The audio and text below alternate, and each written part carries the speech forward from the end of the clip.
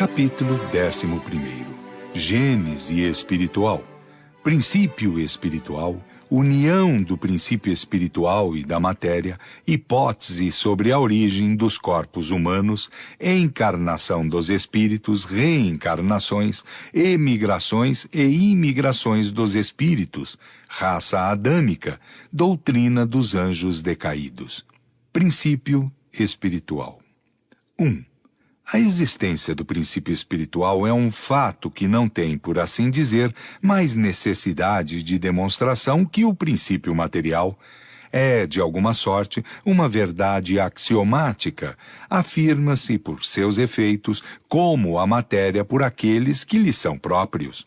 Segundo o princípio, todo efeito tem uma causa. Todo efeito inteligente deve ter uma causa inteligente. Não há ninguém que não faça a diferença entre o movimento mecânico de um sino agitado pelo vento e o movimento desse mesmo sino destinado a dar um sinal, uma advertência, atestando por isso mesmo um pensamento, uma intenção.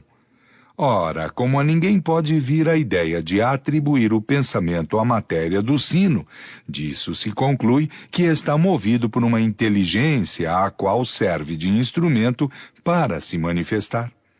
Pela mesma razão, ninguém tem a ideia de atribuir o pensamento ao corpo de um homem morto. Se o homem vivo pensa, é, pois, que há nele alguma coisa que não há mais quando está morto.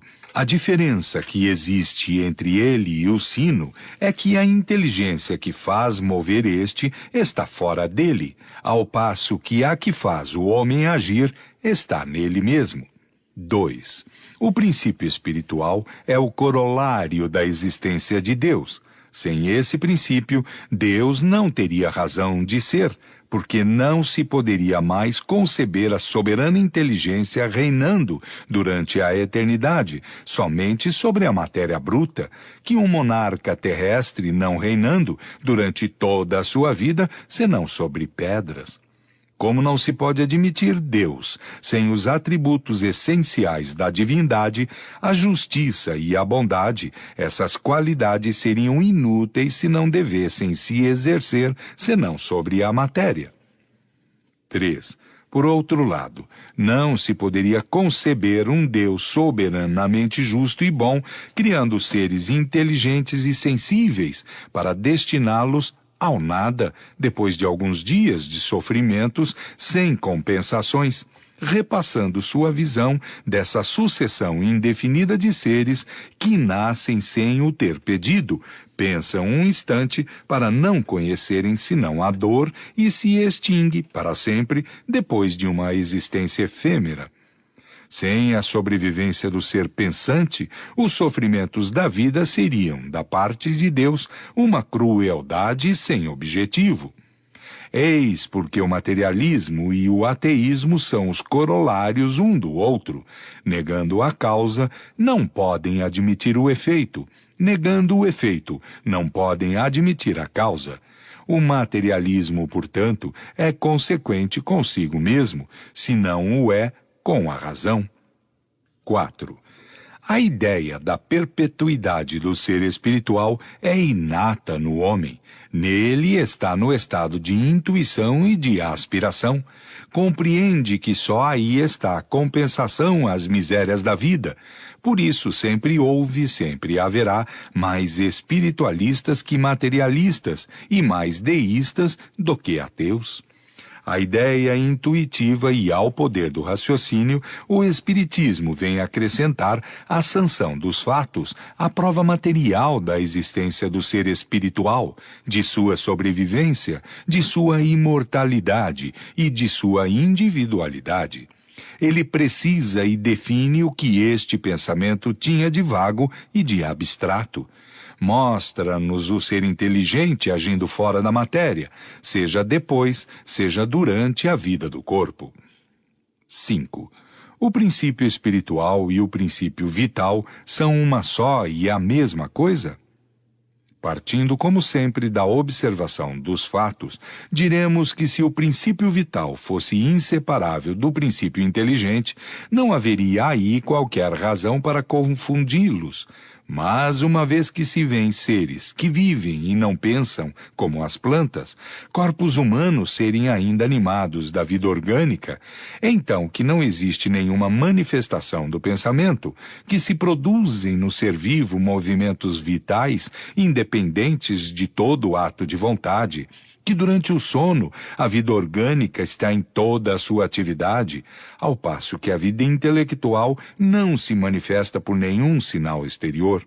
Há lugar para se admitir que a vida orgânica reside num princípio inerente à matéria, independente da vida espiritual, que é inerente ao espírito.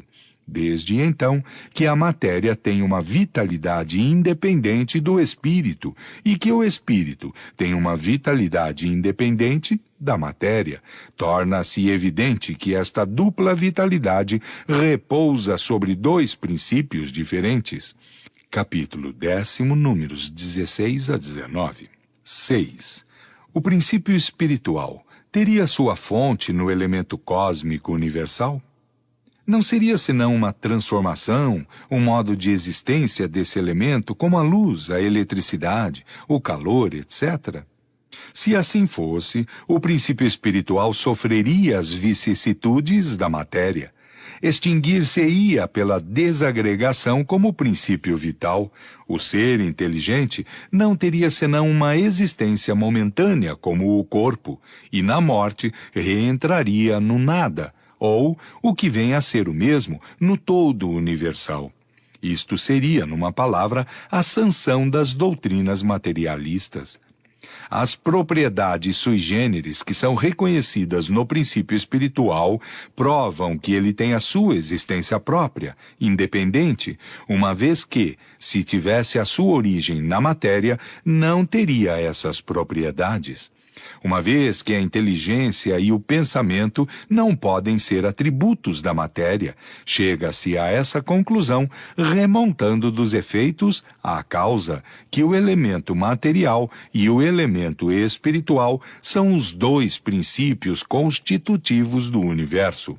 O elemento espiritual individualizado constitui os seres chamados espíritos, como o elemento material individualizado constitui os diferentes corpos da natureza, orgânicos e inorgânicos. 7. Sendo admitido o ser espiritual e sua fonte não podendo estar na matéria, qual é a sua origem, o seu ponto de partida? Aqui, os meios de investigação fazem absolutamente falta, como em tudo que se prende ao princípio das coisas. O homem não pode constatar senão o que existe, sobre todo o resto não pode emitir senão hipóteses. E seja que esse conhecimento ultrapasse a capacidade de sua inteligência atual, seja que há para ele inutilidade ou inconveniência em possuí-lo para o momento. Deus não lhe o dá mesmo pela revelação. O que Deus lhe faz dizer pelos seus mensageiros, e o que, aliás, o homem poderia deduzir ele mesmo do princípio da soberana justiça, que é um dos atributos essenciais da divindade, é que todos têm um mesmo ponto de partida. Que todos são criados simples e ignorantes, com uma igual aptidão para progredir pela sua atividade individual, que todos atingirão o grau de perfeição compatível com a criatura pelos seus esforços pessoais, que todos, sendo filhos de um mesmo pai, são objeto de uma igual solicitude, que não há nenhum mais favorecido ou melhor dotado que os outros, e dispensado do trabalho que seria imposto a outros para alcançar o objetivo. 8. Ao mesmo tempo que Deus criou mundos materiais de toda a eternidade, igualmente criou seres espirituais de toda a eternidade. Sem isso, os mundos materiais estariam sem objetivo. Conceber-se-ia antes os seres espirituais sem os mundos materiais, que estes últimos sem os seres espirituais. São os mundos materiais que devem fornecer aos seres espirituais os elementos da atividade para o desenvolvimento de sua inteligência. 9. O progresso é a condição normal dos seres espirituais e a perfeição relativa o objetivo que devem alcançar. Ora, Deus, tendo criado de toda a eternidade e criando sem cessar de toda a eternidade, também terá havido os que alcançaram o ponto culminante da escala. Antes que a Terra existisse, mundos haviam sucedido os mundos, e quando a Terra saiu do caos dos elementos, o espaço estava povoado de seres espirituais, em todos os graus de adiantamento, desde aqueles que nasciam para a vida até aqueles que, de toda a eternidade, tomaram lugar entre os puros espíritos, vulgarmente chamados anjos. União do princípio espiritual e da matéria. 10.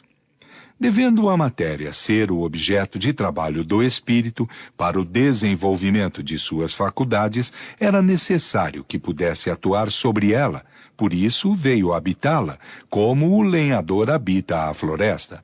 Devendo ser a matéria ao mesmo tempo o objetivo e o instrumento de trabalho, Deus, em lugar de unir o espírito à pedra rígida, criou para seu uso corpos organizados, flexíveis, capazes de receber todos os impulsos de sua vontade e de se prestar a todos os seus movimentos.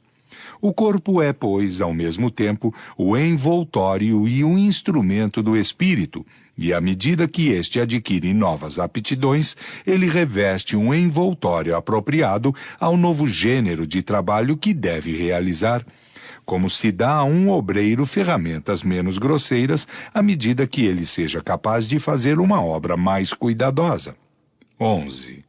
Para ser mais exato, é necessário dizer que é o próprio espírito que dá forma ao seu envoltório e o apropria suas novas necessidades, aperfeiçoa-o, desenvolve-o e completa o organismo à medida que sente a necessidade de manifestar novas faculdades. Em uma palavra, ele a coloca na estatura de sua inteligência. Deus lhe fornece os materiais, cabe-lhe empregá-los. Assim é que as raças avançadas têm um organismo ou, querendo-se, uma aparelhagem cerebral mais aperfeiçoada que as raças primitivas. Explica-se assim, igualmente, o cunho especial que o caráter do espírito imprime aos traços da fisionomia e ao comportamento do corpo. Capítulo 8, número 7, da Alma da Terra. Asteriscos. Vide nota explicativa da editora no final do livro. 12. Desde que um espírito nasce na vida espiritual, deve, para o seu adiantamento, fazer uso de suas faculdades, de início, rudimentares. Por isso ele reveste um envoltório corporal apropriado ao seu estado de infância intelectual, envoltório que deixa para revestir um outro à medida que as suas forças aumentam. Ora, como em todos os tempos houve mundos, e que esses mundos deram nascimento a corpos organizados próprios a receberem os espíritos, de todos os tempos os espíritos encontraram, qualquer que fosse o seu grau de adiantamento, os elementos necessários à sua vida carnal. 13. Sendo o corpo exclusivamente material, sofre as influências da matéria. Depois de funcionar algum tempo, ele se desorganiza e se decompõe. O princípio vital, não achando mais o elemento de sua atividade, se extingue e o corpo morre. O espírito, para quem o corpo privado de vida é doravante sem utilidade, deixa-o como se deixa uma casa em ruína ou uma veste fora de serviço. 14. O corpo não é, pois, senão um envoltório destinado a receber o espírito. Desde então, pouco importam a sua origem e os materiais de que é construído. Que o corpo do homem seja uma criação especial ou não, não deixa de ser formado com os mesmos elementos que os dos animais, animado do mesmo princípio vital, de outro modo dito, aquecido pelo mesmo fogo, como é alumiado pela mesma luz, sujeito às mesmas vicissitudes e às mesmas necessidades. É um ponto sobre o qual não há contestação. a não considerar senão a matéria, e fazendo abstração do espírito, o homem não tem, pois, nada que o distingue do animal, mas tudo muda de aspecto, fazendo-se uma distinção entre a habitação e o habitante. Um grande senhor, sob o colmo ou vestido com o burel de um camponês, com isso não se acha menos grande senhor. Ocorre o mesmo com um homem. Não é a sua vestimenta de carne que o eleva acima do animal e dele faz um ser à parte. É o seu ser espiritual, o seu espírito.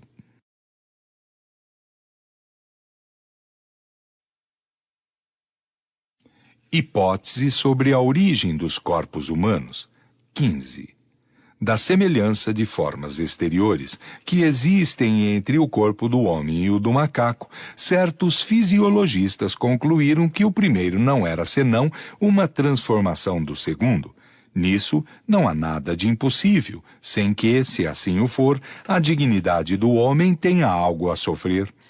Corpos de macacos puderam muito bem servir de vestimenta aos primeiros espíritos humanos, necessariamente pouco avançados, que vieram se encarnar sobre a terra, sendo essas vestimentas os meios apropriados às suas necessidades e mais próprios ao exercício de suas faculdades que o corpo de nenhum outro animal. Em lugar de que uma vestimenta especial fosse feita para o espírito, nele encontrou uma inteiramente pronta. Deve, pois, ter-se vestido com a pele do macaco, sem deixar de ser espírito humano, como o homem se reveste às vezes com a pele de certos animais, sem deixar de ser homem. Fique bem entendido que não se trata aqui senão de uma hipótese, que de nenhum modo é colocada como princípio, mas dada somente para mostrar que a origem do corpo não prejudica o espírito, que é o ser principal, e que a semelhança do corpo do homem com o corpo do macaco não implica paridade entre seu espírito e o do macaco. 16. Admitindo essa hipótese, pode-se dizer que, sob influência e pelo efeito da atividade intelectual de seu novo habitante, o envoltório modificou-se, embelezou-se nos detalhes, conservando em tudo a forma geral do conjunto. Número 11. Os corpos melhorados, em se procriando, reproduziram-se nas mesmas condições, como ocorre com árvores enxertadas, deram nascimento a uma nova espécie que pouco a pouco se distanciou do tipo primitivo à medida que o espírito progrediu.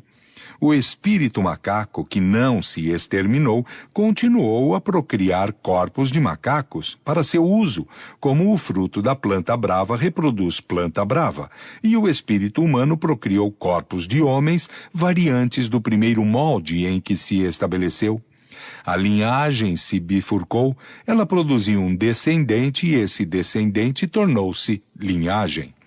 Como não há transição brusca na natureza, é provável que os primeiros homens que apareceram sobre a Terra devem ter pouco diferenciado do macaco pela forma exterior e, sem dúvida, não muito mais pela inteligência.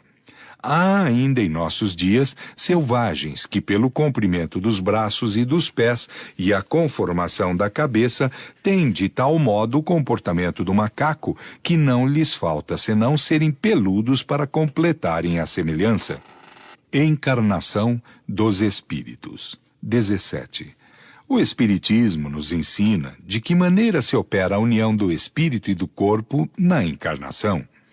O espírito, pela sua essência espiritual, é um ser indefinido, abstrato, que não pode ter uma ação direta sobre a matéria, sendo-lhe necessário um intermediário.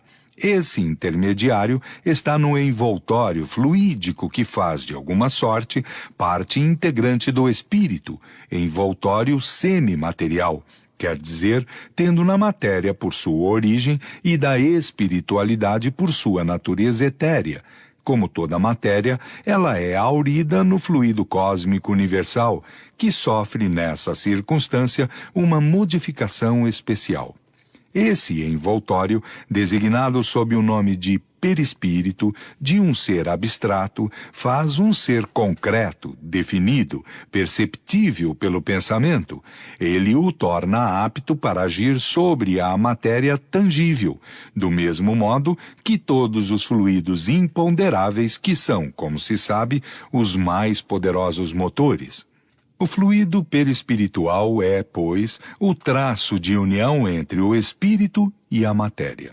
Durante a sua união com o corpo, é o veículo de seu pensamento para transmitir o movimento às diferentes partes do organismo que agem sob o impulso de sua vontade e para repercutir no espírito as sensações produzidas pelos agentes exteriores. Ele tem por fio condutor os nervos, como no telégrafo o fluido elétrico tem por condutor o fio metálico. 18. Quando o espírito deve se encarnar num corpo humano em vias de formação, um laço fluídico que não é outra coisa senão uma expansão do seu perispírito liga-o ao germe para o qual se acha atraído por uma força irresistível desde o momento da concepção. À medida que o germe se desenvolve, o laço se aperta sob a influência do princípio vital material do germe.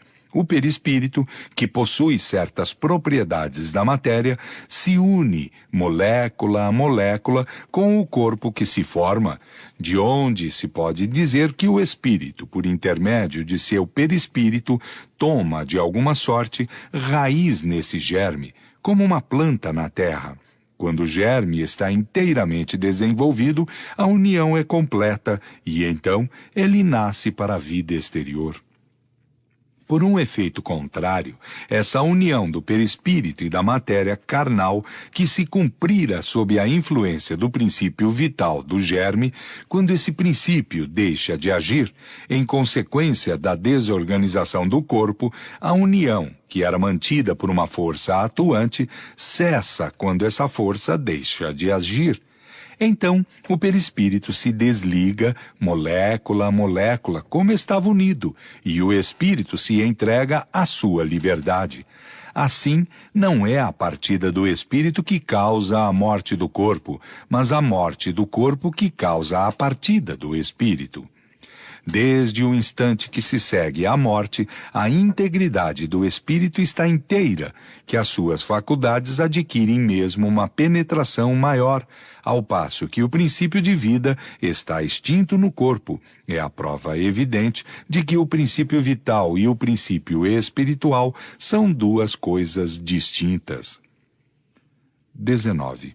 O Espiritismo nos ensina, pelos fatos que nos faculta observar, os fenômenos que acompanham essa separação. Algumas vezes ela é rápida, fácil, doce e insensível. De outras vezes é lenta, laboriosa, horrivelmente penosa, segundo o estado moral do espírito, e pode durar meses inteiros. 20.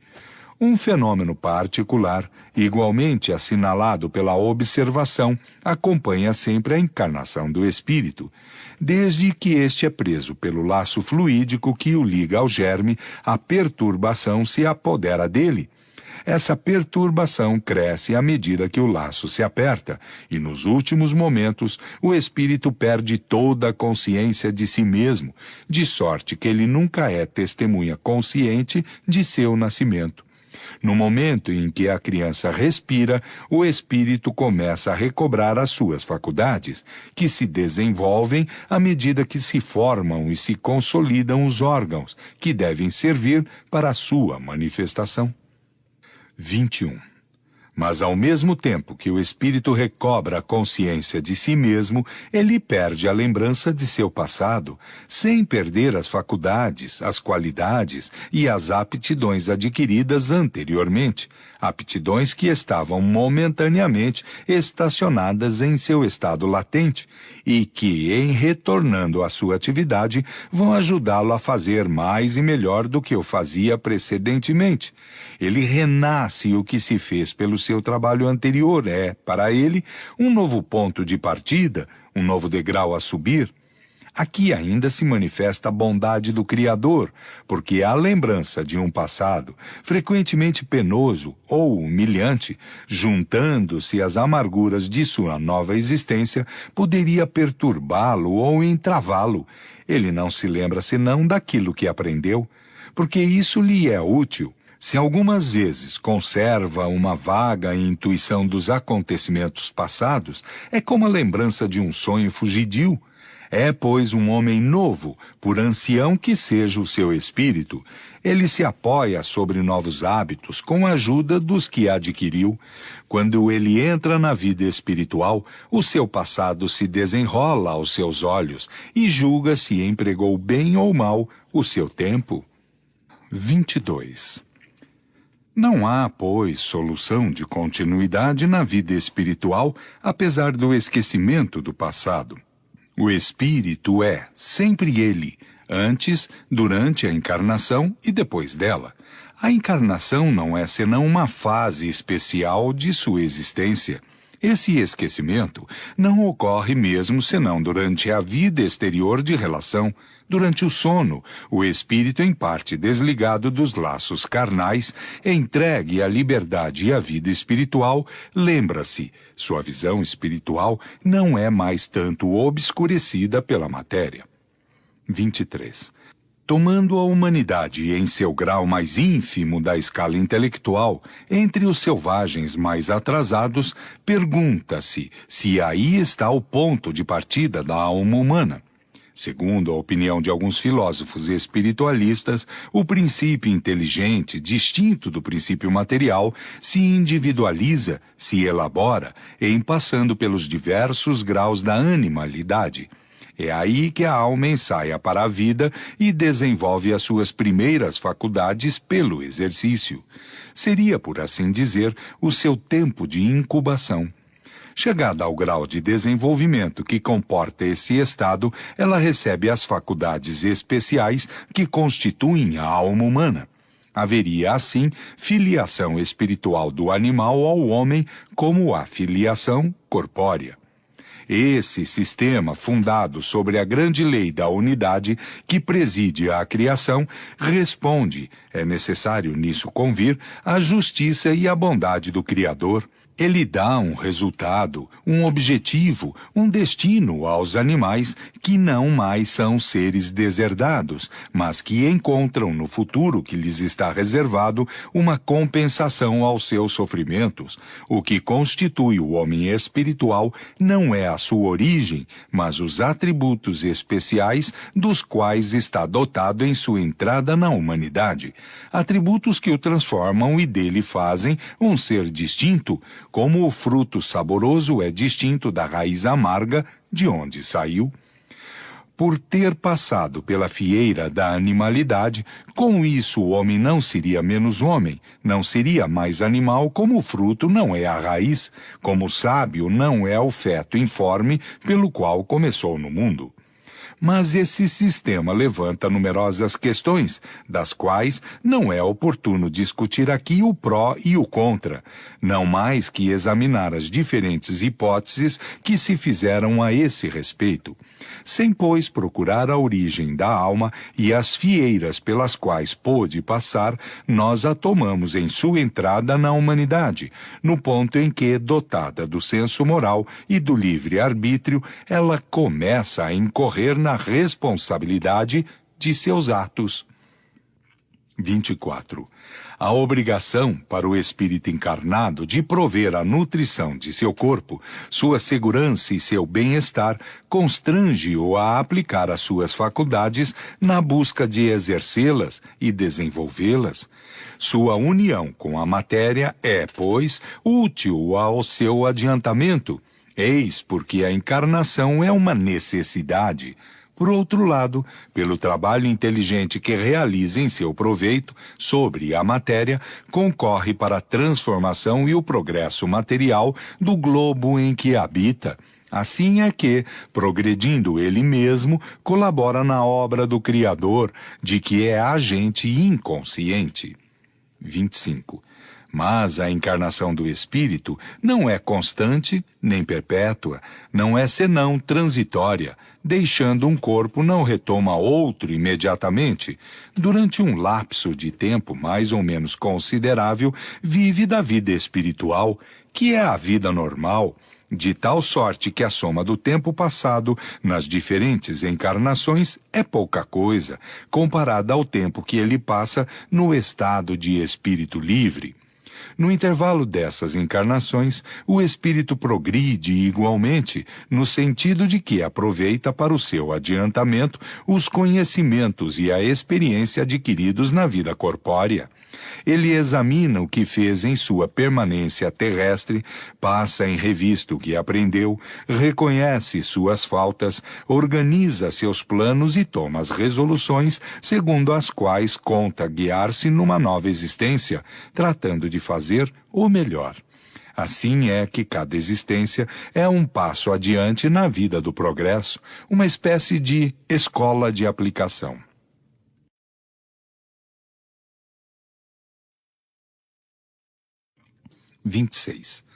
A encarnação não é, pois, normalmente, uma punição para o espírito, como alguns o pensam, mas uma condição inerente à inferioridade do espírito e um meio de progredir. O Céu e o Inferno, capítulo 3, número 8 e seguintes.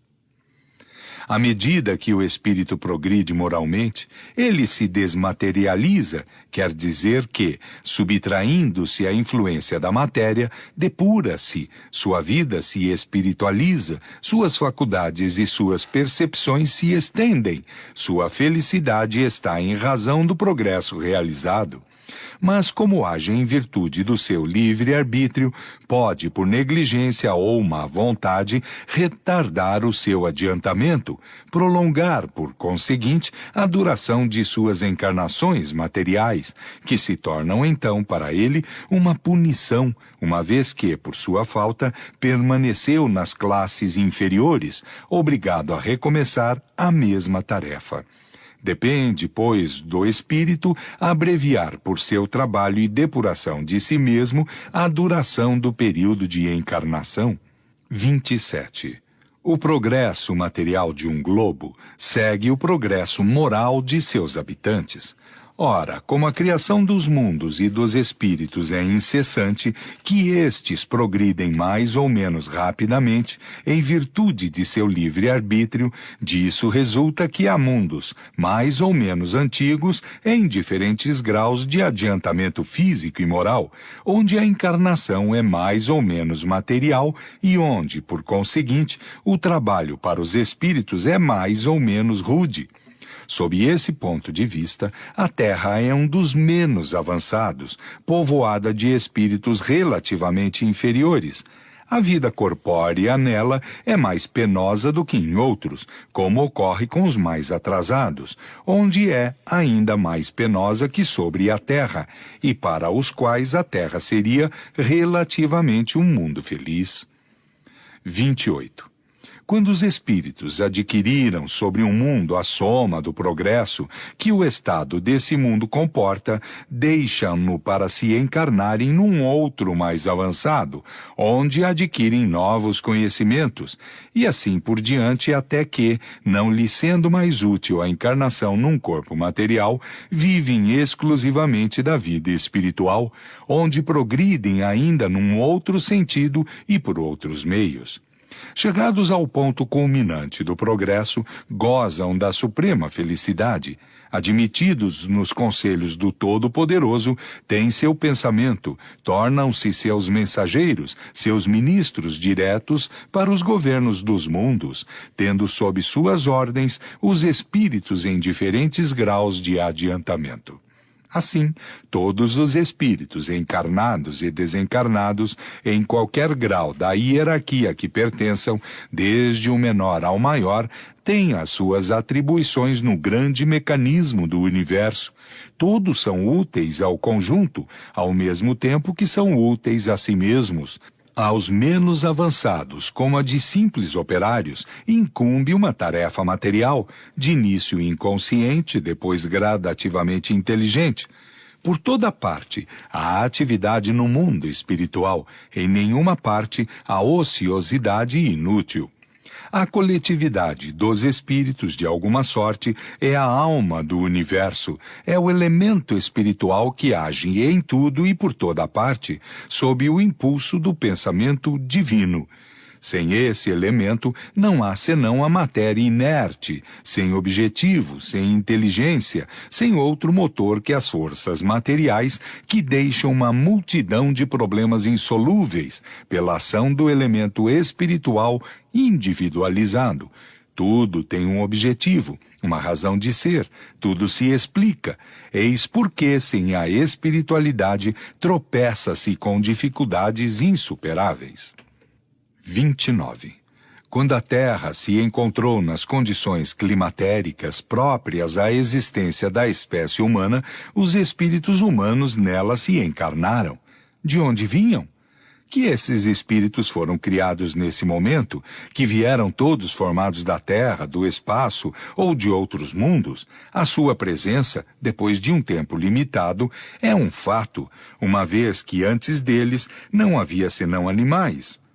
Eles se revestiram de corpos apropriados às suas necessidades especiais, às suas aptidões, e fisiologicamente pertencem à animalidade. Sob sua influência e pelo exercício de suas faculdades, esses corpos se modificaram e se aperfeiçoaram. Eis o que resulta da observação. Deixemos, pois, de lado a questão da origem, ainda insolúvel para o momento. Tomemos o espírito não em seu ponto de partida, mas naquele em que os primeiros germes do livre-arbítrio e do senso moral nele se manifestando, vemo-lo desempenhando seu papel humanitário, sem nos inquietarmos com o meio onde passou o seu período de infância, ou, querendo-se, de incubação. Apesar da analogia do seu envoltório com o dos animais, as faculdades morais e intelectuais que o caracterizam, saberemos distingui-los destes últimos, como sob a mesma vestimenta de lã distinguimos o camponês do homem civilizado. 30. Se bem que os primeiros que vieram devem ter sido pouco avançados, em razão mesmo de que deveriam se encarnar em corpos muito imperfeitos, deveria haver entre eles diferenças sensíveis nos caracteres e nas aptidões. Os espíritos similares naturalmente se agruparam por analogia e por simpatia. A Terra encontrou-se assim povoada por diferentes categorias de espíritos, mais ou menos aptos ou rebeldes ao progresso. Os corpos, recebendo a impressão do caráter do espírito, e esses corpos procriando segundo seu tipo respectivo, disso resultaram diferentes raças no físico como no moral. Número 11. Os espíritos similares, continuando a se encarnar de preferência entre seus semelhantes, perpetuaram o caráter distintivo físico e moral das raças e dos povos, que não se perde senão com o tempo pela sua fusão e o progresso dos espíritos. Revista Espírita, julho de 1860, página 198, Frenologia e Fisiognomonia. Asteriscos. Vide nota explicativa da editora no final do livro. 31. Podem-se comparar os espíritos que vieram povoar a Terra a essas multidões de emigrantes, de origens diversas, que vão se estabelecer sobre uma terra virgem. Encontraram a madeira e a pedra para fazerem as suas habitações, e cada um dá à sua um cunho diferente, segundo o grau de seu saber e seu gênio particular. Agrupam-se por analogia de origens e de gostos. Esses grupos acabam por formar tribos, depois povos, tendo cada um seus costumes e o seu caráter próprio. 32. O progresso, pois, não foi uniforme em toda a espécie humana. As raças mais inteligentes, naturalmente, passaram a outras, sem contar que espíritos, novamente nascidos na vida espiritual, vindo-se encarnar sobre a Terra depois dos primeiros aí chegados, tornam a diferença do progresso mais sensível. seria impossível, com efeito, atribuir a mesma antiguidade de criação aos selvagens, que se distinguem com dificuldade dos macacos, que aos chineses e ainda menos que aos europeus civilizados. Esses espíritos de selvagens, entretanto, pertencem também à humanidade. Alcançarão um dia o nível de seus primogênitos, mas não será isso certamente nos corpos da mesma raça física, impróprios a um certo desenvolvimento intelectual e moral. Quando o instrumento não mais estiver em relação com o seu desenvolvimento, emigrarão desse meio para se encarnarem num grau superior e assim por diante até que hajam conquistado todos os graus terrestres, depois do que deixarão a Terra para passar a outros mundos mais e mais avançados. Revista Espírita, abril de 1862, página 97. Perfectibilidade da raça negra. Reencarnações. 33. O princípio da reencarnação é uma consequência necessária da lei do progresso.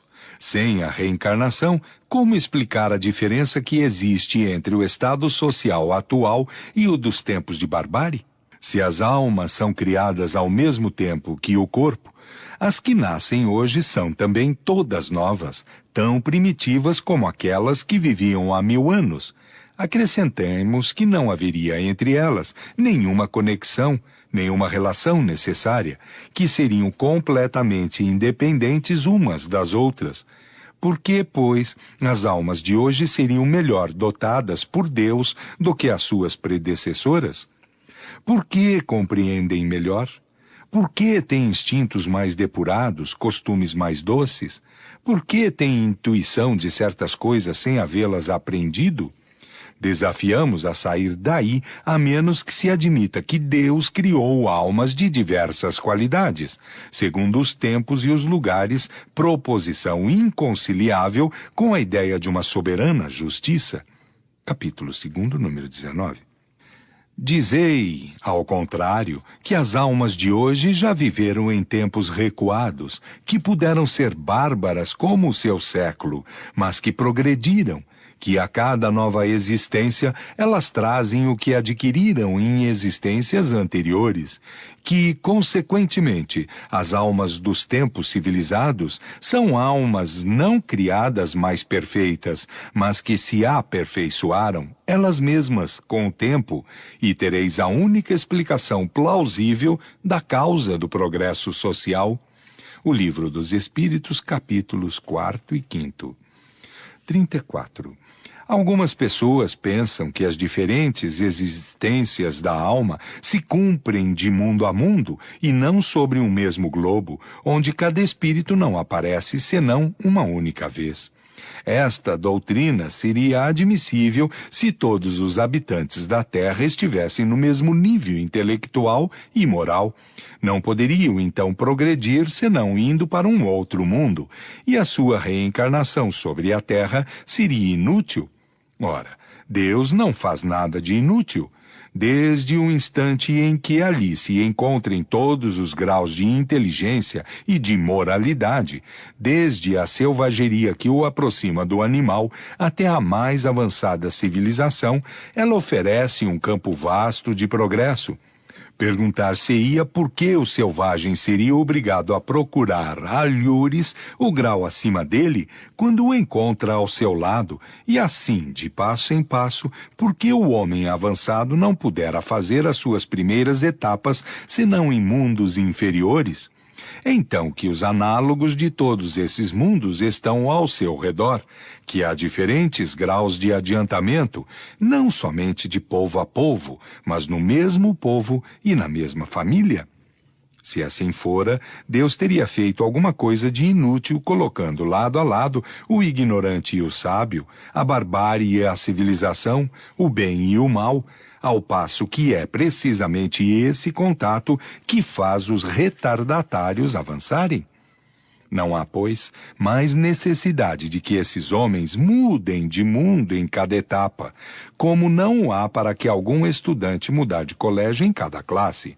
Longe disso ser uma vantagem para o progresso, seria um entrave, porque o espírito estaria privado do exemplo que lhe oferece a visão dos graus superiores e a possibilidade de reparar seus erros no meio e sob o olhar daqueles que ofendeu. Possibilidade que é para ele o mais poderoso meio de avanço moral. Depois de uma curta coabitação, os espíritos se dispersam e se tornam estranhos uns aos outros. Os laços de família e de amizade, não tendo o tempo de se consolidarem, romper-se-iam. Ao inconveniente moral se juntaria um inconveniente material. A natureza dos elementos, as leis orgânicas, as condições de existência variam segundo os mundos. Sob esse aspecto, não há dois mundos que sejam perfeitamente idênticos. Nossos tratados de física, de química, de anatomia, de medicina, de botânica, etc., para nada serviriam nos outros mundos. E, todavia, o que aqui se aprende não está perdido. Não só isso desenvolve a inteligência, mas as ideias que se aurem ajudam a adquirir outras novas. Capítulo 4, número 61 e seguinte. Se o espírito não fizer senão uma aparição, frequentemente de curta duração, no mesmo mundo, a cada migração, encontrar-se-ia em condições todas diferentes, operaria cada vez sobre elementos novos, com forças e segundo leis desconhecidas para ele, antes que tivesse tempo de elaborar os elementos conhecidos, de estudá-los, de exercê-los. Isso seria cada vez uma nova aprendizagem a fazer, e essas mudanças incessantes seriam um obstáculo ao seu progresso. O espírito deve, pois, permanecer sobre o mesmo mundo, até que haja adquirido a soma de conhecimentos e grau de perfeição que esse mundo comporta. Número 31. Que os espíritos deixem por um mundo mais avançado aquele sobre o qual nada podem mais adquirir, e isso deve sê-lo e isso é, tal é o princípio. Se há os que o deixam antes, sem dúvida, é por causas individuais que Deus pesa em sua sabedoria. Tudo tem um objetivo na criação, sem o que Deus não seria nem prudente, nem sábio. Ora, se a Terra não deve ser senão uma única etapa para o progresso de cada indivíduo, que utilidade haveria para as crianças que morrem em tenra idade o virem passar aqui alguns anos, alguns meses, algumas horas, durante os quais nada poderiam adquirir? Ocorre o mesmo para os idiotas e os cretinos. Uma teoria não é boa senão com a condição de resolver todas as questões que se lhe ligam. A questão das mortes prematuras tem sido uma pedra de tropeço para todas as doutrinas, exceto para a doutrina espírita, a única que a resolveu de modo racional e completo. Para aqueles que perfazem sobre a Terra uma carreira normal, há para o seu progresso uma vantagem real em se encontrar no próprio meio para aí continuar o que deixou inacabado. Frequentemente na mesma família, ou em contato com as mesmas pessoas, para reparar o mal que pôde fazer, ou para sofrer-lhe a pena de talião. Emigrações e imigração dos espíritos. 35. Nos intervalos de suas existências corpóreas, os espíritos estão no estado de erraticidade e compõem a população espiritual ambiente do globo.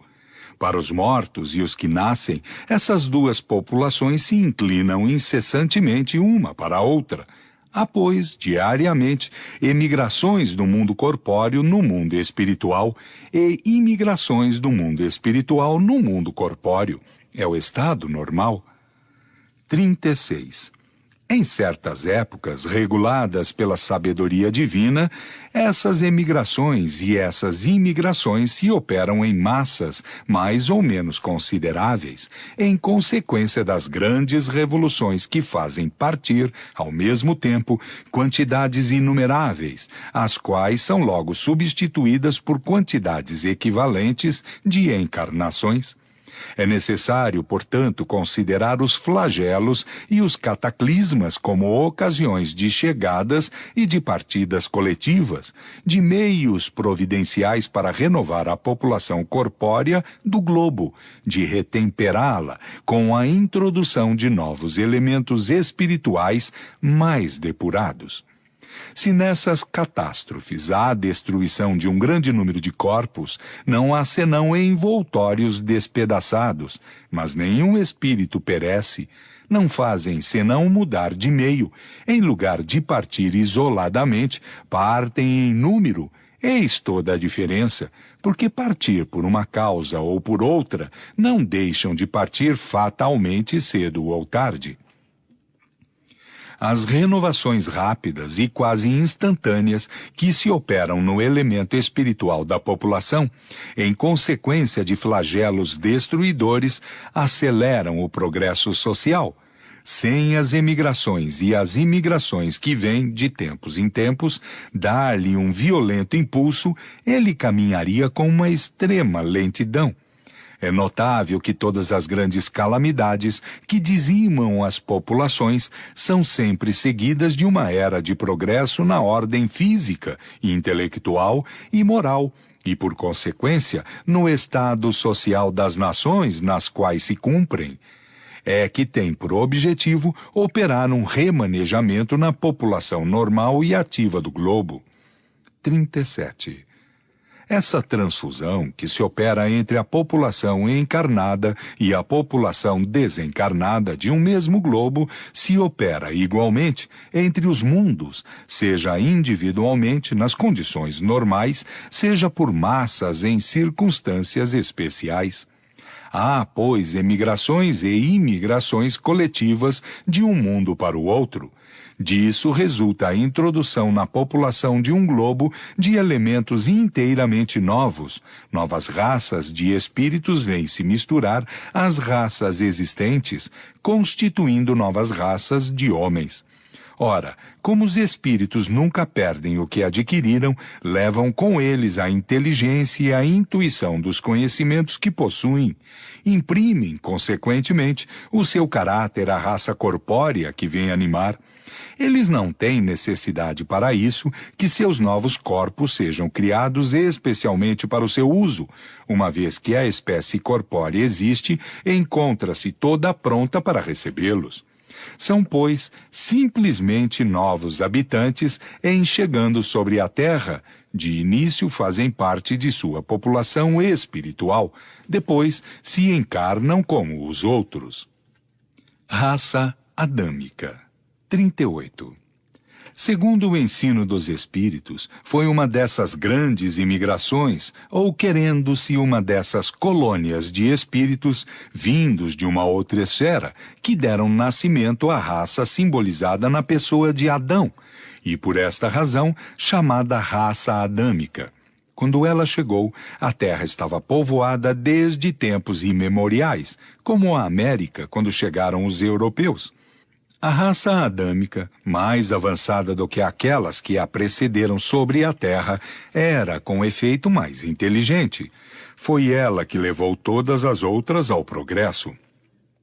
A Gênese nola mostra desde seus princípios, industriosa, apta para as artes e para as ciências, sem passar pela infância intelectual, o que não é o próprio das raças primitivas, mas o que concorda com a opinião de que se compunha de espíritos que já progrediram. Tudo prova que ela não era antiga sobre a Terra, e nada se opõe a que não esteja aqui senão há alguns milhares de anos, o que não estaria em contradição nem com os fatos geológicos, nem com as observações antropológicas, e ao contrário, tenderia a confirmá-las. 39. A doutrina que fez todo o gênero humano proceder de uma única individualidade há 6.000 anos não é mais admissível no estado atual dos conhecimentos. As principais considerações que a contradizem, tiradas da ordem física e da ordem moral, se resumem nos seguintes pontos. Do ponto de vista fisiológico, certas raças apresentam tipos particulares característicos que não permitem assinalar-lhes uma origem comum. Há diferenças que, evidentemente, não são o efeito do clima, uma vez que os brancos que se reproduzem no país dos negros não se tornam negros, e reciprocamente.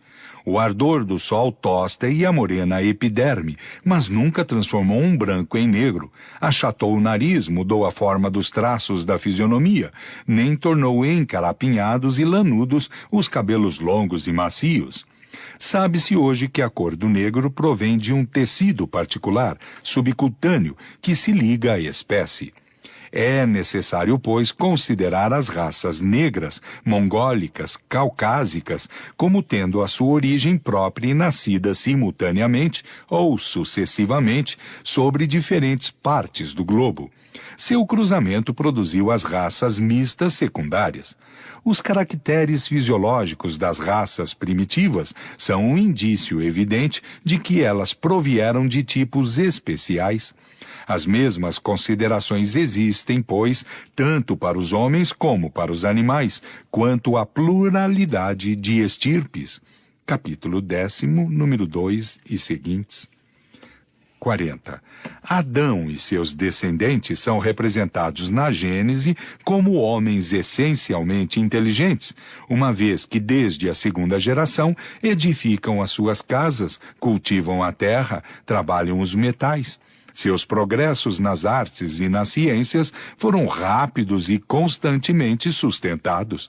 Não se conceberia, pois, que essa estirpe tivesse por descendentes povos numerosos tão atrasados, de uma inteligência tão rudimentar, que costeiam ainda em nossos dias a animalidade, que perdessem todo o traço e até a menor lembrança tradicional do que faziam seus pais. Uma diferença tão radical nas aptidões intelectuais e no desenvolvimento moral atesta, com não menos evidência, uma diferença de origem. 41. Independentemente dos fatos geológicos, a prova da existência do homem sobre a Terra antes da época fixada pela Gênese é tirada da população do globo. Sem falar da cronologia chinesa, que remonta, disse, a 30 mil anos, documentos mais autênticos atestam que o Egito, a Índia e outros países estavam povoados e florescentes pelo menos 3 mil anos antes da era cristã. 1000 anos, consequentemente, depois da criação do primeiro homem, segundo a cronologia bíblica. Documentos e observações recentes não deixam nenhuma dúvida hoje sobre as relações que existiram entre a América e os antigos egípcios, de onde é necessário concluir que esse continente já era povoado nessa época. Seria, pois, preciso admitir que em 1000 anos a posteridade de um único homem pôde cobrir a maior parte da terra. Ora, uma tal fecundidade seria contrária a todas as leis antropológicas. 1. Nota. A Exposição Universal de 1867 apresentou antiguidades do México que não deixam nenhuma dúvida sobre as relações que os povos desse continente tiveram com os antigos egípcios. O Sr. Leon Mechedan, numa nota fixada no templo mexicano da exposição, assim se expressou. Aspas. É conveniente não publicar antes do tempo as descobertas feitas do ponto de vista da história do homem pela recente expedição científica do México. Entretanto, nada se opõe a que o público saiba, desde hoje, que a exploração constatou a existência de um grande número de cidades encobertas pelo tempo, mas que a picareta e um incêndio podem tirar de sua mortalha. As escavações puseram a descoberto por toda a parte 3 berços de civilizações que parecem dar ao mundo americano uma antiguidade fabulosa. Fecha aspas. É assim que cada dia a ciência vem dar o desmentido dos fatos à doutrina que limita em 6.000 anos a aparição do homem sobre a Terra, ao pretender fazê-lo sair de uma estirpe única. Fim de nota. 42. A impossibilidade se torna ainda mais evidente se admite com a Gênese que o dilúvio destruiu todo o gênero humano, com exceção de Noé e sua família, que não era numerosa, no ano de 1656, seja, 2348 anos antes da era cristã. Não seria, pois, em realidade, que de Noé dataria o povoamento do globo. Ora, quando os hebreus se estabeleceram no Egito, 612 anos depois do dilúvio, esse já era um poderoso império que teria sido povoado, sem falar de outros países, em menos de 6 séculos, só pelos descendentes de Noé, o que não é admissível. Notemos, de passagem, que os egípcios acolheram os hebreus como estrangeiros. Seria de espantar que tivessem perdido a lembrança de uma comunidade de origem tão próxima, então que conservavam religiosamente os monumentos de sua história. Uma lógica rigorosa, corroborada pelos fatos, demonstra, pois, da maneira mais peremptória que o homem está sobre a terra há um tempo indeterminado, bem anterior à época assinalada pela Gênese. Ocorre o mesmo com a diversidade de estirpes primitivas, porque demonstrar a impossibilidade de uma proposição é demonstrar a proposição contrária. Se a geologia descobre traços autênticos da presença do homem antes do grande período diluviano, a demonstração será ainda mais absoluta.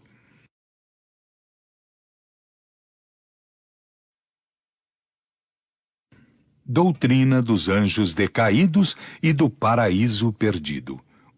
Nota.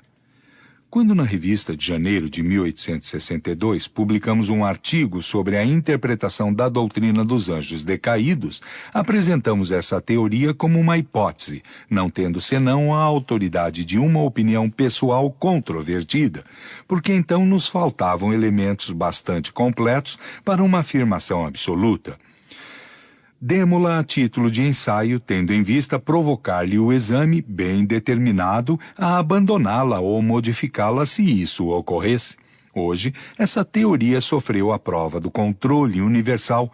Não só foi acolhida pela grande maioria dos espíritas, como a mais racional e mais conforme com a soberana justiça de Deus, mas foi confirmada pela generalidade das instruções dadas pelos espíritos sobre esse assunto. Ocorre o mesmo com aquela que concerne a origem da raça adâmica. Fim de nota. 43. Os mundos progridem fisicamente pela elaboração da matéria e moralmente pela depuração dos espíritos que os habitam. Neles, a felicidade está em razão da predominância do bem sobre o mal, e a predominância do bem é o resultado do avanço moral dos espíritos. O progresso intelectual não basta, uma vez que com a inteligência podem fazer o mal.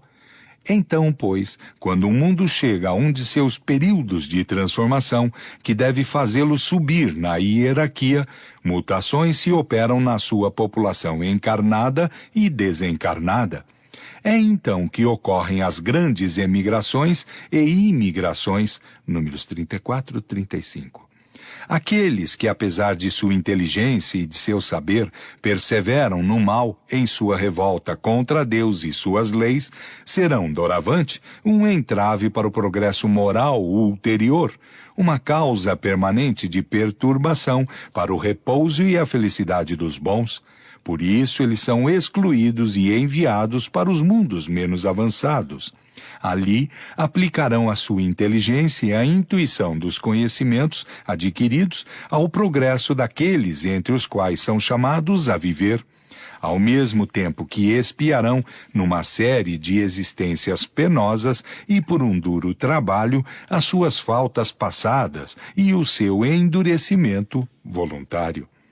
Que serão entre esses povos novos para eles, ainda na infância da barbárie, senão anjos ou espíritos decaídos enviados em expiação?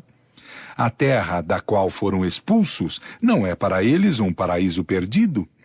Não era para eles um lugar de delícias em comparação com o meio ingrato, onde vão se achar relegados durante milhares de séculos, até o dia que terão merecido a sua liberdade? A vaga lembrança intuitiva que dela conservam é para eles como uma miragem longínqua que lhes lembra o que perderam por sua falta. 44. Mas, ao mesmo tempo que os maus partiram do mundo que habitavam, são substituídos por espíritos melhores, vindos seja da erraticidade do mesmo mundo, seja de um mundo menos avançado que mereceram deixar, e para os quais a sua nova morada é uma recompensa. Estando a população espiritual assim renovada e purgada de seus piores elementos, ao cabo de algum tempo, o estado moral do mundo se acha melhorado. Essas mutações, algumas vezes, são parciais, quer dizer, limitadas a um povo, a uma raça, de outras vezes são gerais, quando o período de renovação chegou para o globo. 45. A raça adâmica tem todos os caracteres de uma raça proscrita. Os espíritos que dela fazem parte foram exilados sobre a terra, já povoada, mas por homens primitivos, mergulhados na ignorância, e que tiveram por missão fazer progredir, levando entre eles as luzes de uma inteligência desenvolvida. Não foi, com efeito, o papel que essa raça cumpriu até hoje? A sua superioridade intelectual prova que o mundo de onde saiu era mais avançado do que a Terra. Mas esse mundo, devendo entrar em uma nova fase de progresso, e esses espíritos tendo em vista a sua obstinação, não tendo sabido se colocar nessa altura, aí estariam deslocados e seriam um entrave à marcha providencial das coisas. Por isso, dele foram excluídos, ao passo que outros mereceram substituí-los. Relegando essa raça sobre esta terra de trabalho e de sofrimentos, Deus teve razão em dizer-lhe: dela tirarás teu alimento com o suor de teu rosto. Em sua mansuetude prometeu que lhe enviaria um Salvador, quer dizer, aquele que deveria iluminar o seu caminho a seguir para sair deste lugar de miséria, deste inferno e chegar à felicidade dos eleitos. Esse Salvador enviou-lhe na pessoa do Cristo, que ensinou a lei de amor e de caridade, desconhecida para eles, e que deveria ser a verdadeira âncora de salvação. É igualmente com o objetivo de fazer avançar a humanidade, num sentido determinado, que os espíritos superiores, sem terem as qualidades do Cristo, se encarnam de tempos em tempos sobre a terra, para nela cumprirem missões especiais que aproveitam ao mesmo tempo ao seu adiantamento pessoal, se as cumpre segundo os objetivos do Criador. 46. Sem a reencarnação, a missão do Cristo não teria sentido, assim como a promessa feita por Deus. Suponhamos, com efeito, que a alma de cada homem seja criada no nascimento de seu corpo, e que ela não faça senão aparecer e desaparecer de sobre a terra. Não há nenhuma relação entre aquelas que vieram depois de Adão até Jesus Cristo, nem entre aquelas que vieram depois. São todas estranhas, umas às outras.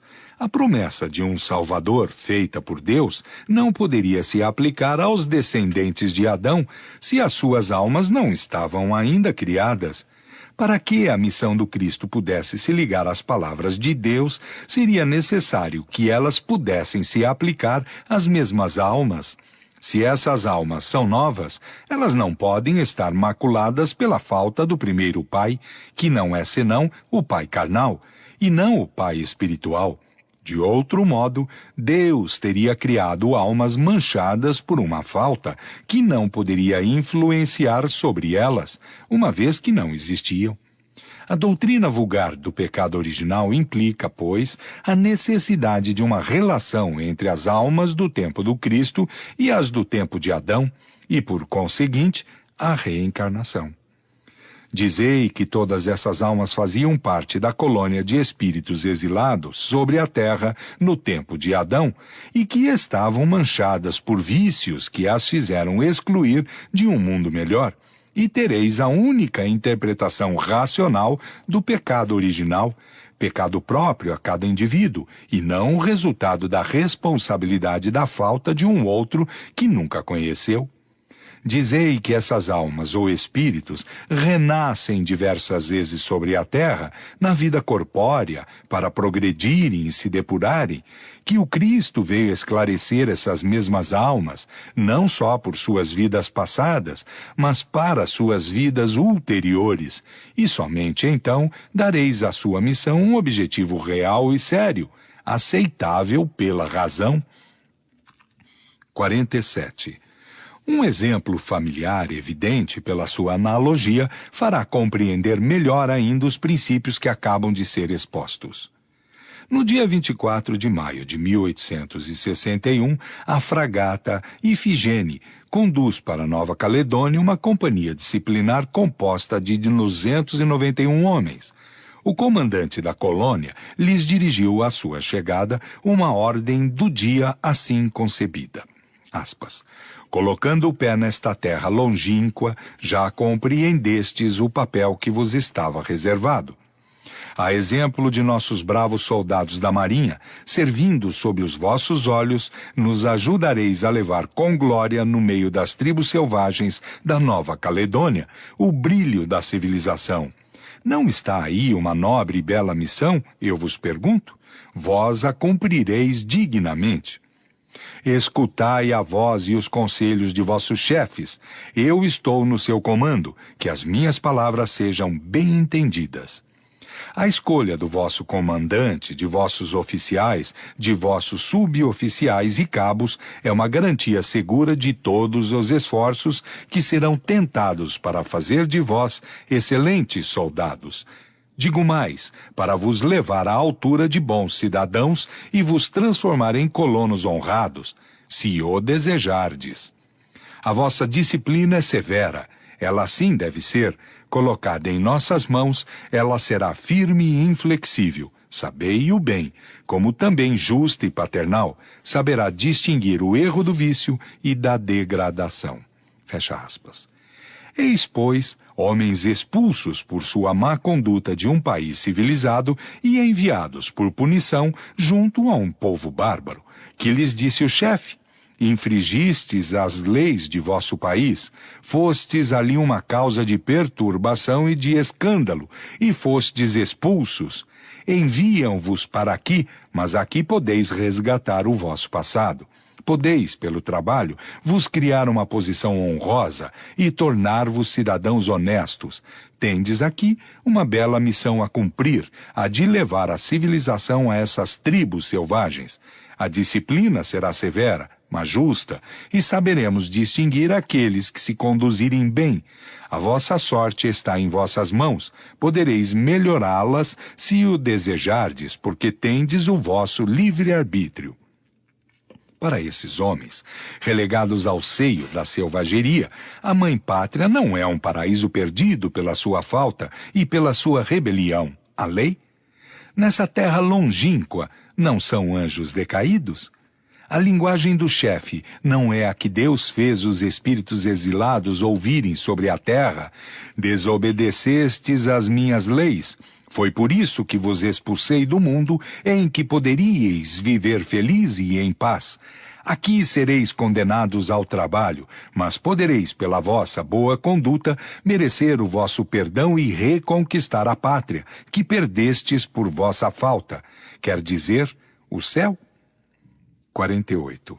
À primeira vista, a ideia de queda parece estar em contradição com o princípio de que os espíritos não podem retrogradar, mas é necessário considerar que não se trata de um retorno ao estado primitivo. O espírito, embora numa posição inferior, não perde nada do que adquiriu. Seu desenvolvimento moral e intelectual é o mesmo, qualquer que seja o meio em que se encontre colocado. Está na posição do homem do mundo condenado à prisão pelas suas más ações. Certamente está degradado, decaído do ponto de vista social, mas não se torna nem mais estúpido, nem mais ignorante. 49. Deve-se agora crer que esses homens enviados à Nova Caledônia vão se transformar subitamente em modelos de virtudes? Que vão abjurar, de repente, os seus erros do passado? Seria necessário não conhecer a humanidade para assim supor. Pela mesma razão, os espíritos da raça adâmica, uma vez transplantados sobre a terra de exílio, não se despojaram instantaneamente de seu orgulho e de seus maus instintos. Conservaram, ainda por muito tempo, as tendências de sua origem, um resto do velho fermento. Ora, não é isso o pecado original?